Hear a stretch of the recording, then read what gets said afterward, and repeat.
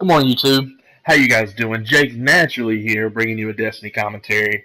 What you're going to be seeing here is some Night Stalker gameplay. I'm not giving up on my Titan. I just got bored and wanted to try something new for a little bit, and so I threw on my Hunter Night Stalker build and wanted to give it a go.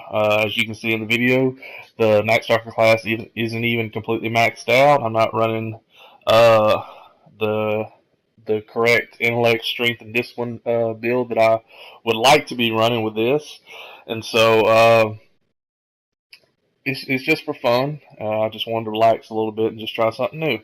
But the point of this video is not to talk about the Night Stalker class or or anything revolved around hunters. The point of this commentary is going to be similar to the last commentary I did. It's going to be directed towards more new players. Like I said in the last video, Rise of Iron is coming soon, and so you're more than likely going to be seeing some new some new players to the Destiny scene. Some people that's probably never even played Destiny before, and so we'll be dealing with our own batch of Christmas noobs. So this video is going to be directed towards more of those type players. And so I thought I'd begin by saying communication.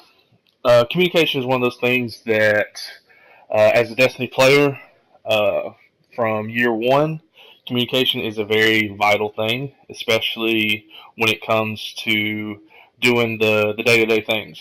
Now, let me first explain what I mean by communication and what the scenarios that I'm focusing mainly on.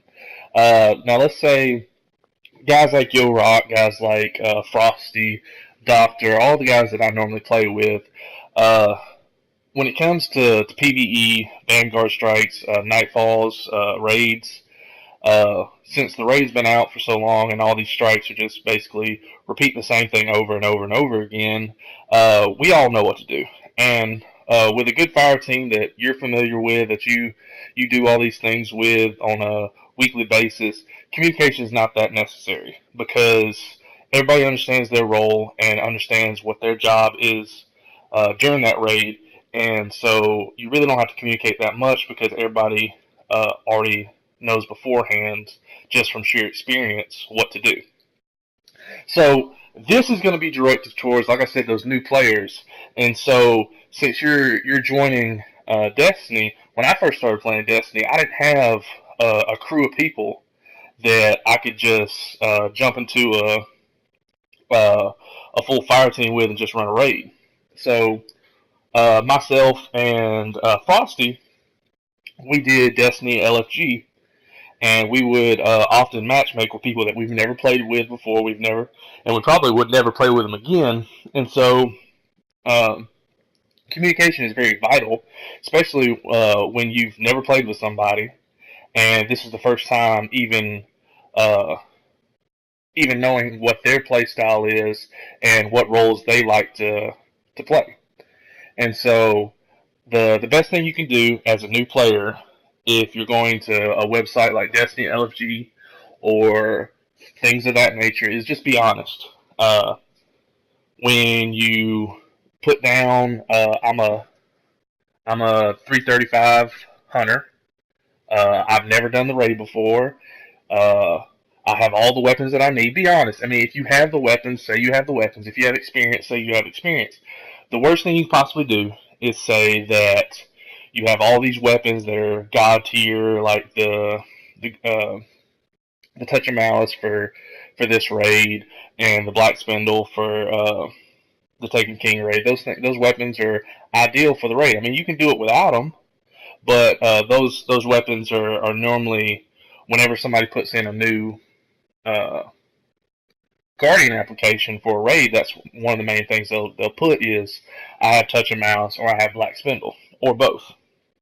And so, if you've never participated in the new raid or any raid for that matter, make sure you say that because, like I said, the worst thing you can do is go into a raid with your teammates thinking that you understand what to do, and them having to stop after so many failed attempts to finally call you out on it and say, hey, do you understand? And again, the worst thing you can say is, yeah, I completely understand. Oh, it was this or it was that. No big deal. I'll get it next time. Uh, so just make sure you're honest with your fire team, because in year one, yes, if you didn't have a Gallahorn, you probably wasn't going to be able to do a raid or a nightfall, and a lot of times these guys weren't, a lot of people weren't that friendly in year one. In year two, I've noticed that a lot of people are more friendly. They're willing to cooperate with a lot more new players. I mean, you see that all the time. And so as long as you just explain that, hey, I've never done this before, or could you explain to me how to do this, I'm sure most people are willing to share that information with you. Now, when it comes to raids, like I said, those things are very crucial.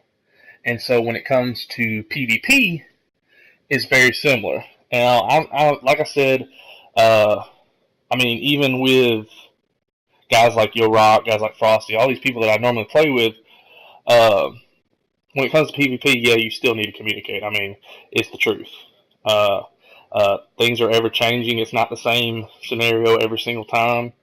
So if you're one of those players, like in Call of Duty, I never talked. Like even when I was playing Search and Destroy and things like that, I'd matchmake with people. I never talked. In Destiny, if you want to play Trials of Osiris, things like that, you're gonna have to talk. I mean, I'm sorry, you're gonna have to break that shell of being, I guess, shy or just socially awkward. You're gonna have to break through that, because communication is very vital when it comes to trials, because you have things like self reses where you have a warlock that'll go down, and uh, if y'all don't locate that warlock after you put him down, and all of a sudden he just self reses, that can be the difference between winning a round and losing a round. Uh, if you know that one of the enemy team has a super, call that out. If you know one person's sniping a lane, call it out.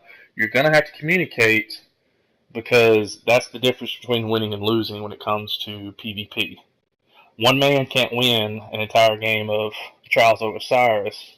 Especially, like I said, this is directed towards new players. I mean, yeah, I know there's guys that make their Twitch channels are dedicated to 1v3s, and that's no big deal to them. But to normal players, to average Joe players, and to new players, that concept of 1v3 is just completely out of reach. And before I ever saw or watched any of these guys do it on Twitch or YouTube, I would have never thought it was possible. So if you're coming from a Call of Duty background or just a shooter background, and you're just never talking, just make sure that you just open your mouth, communicate a little bit, because the Destiny community is not that bad. I mean, it is what you make out of it.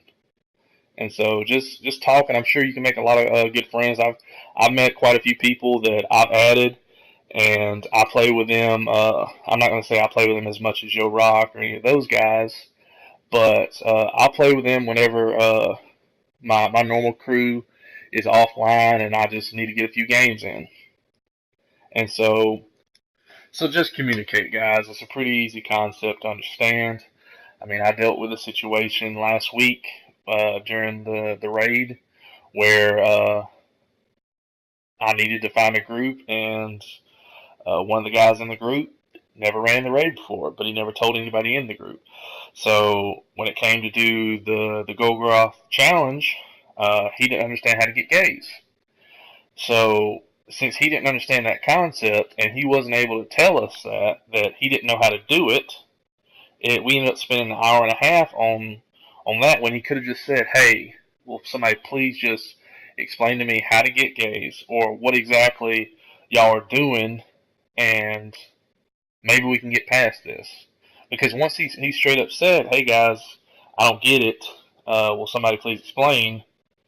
I mean, nobody was really a butt about it. Nobody got upset. We were actually happy that he finally just said that, because at one point we were just questioning. We're like, why somebody's not getting gays? And so once he admitted, everybody was pretty chill. We just explained it to him. One of the guys just walked him through it, pretty much held his hand. And so once we did that, within the next 2 attempts, we were able to successfully complete that. Made our way to the sisters, made our way to Oryx. So it's pretty simple. Just talk, guys. Alright, YouTube. If I don't see you, good afternoon, good evening, and good night.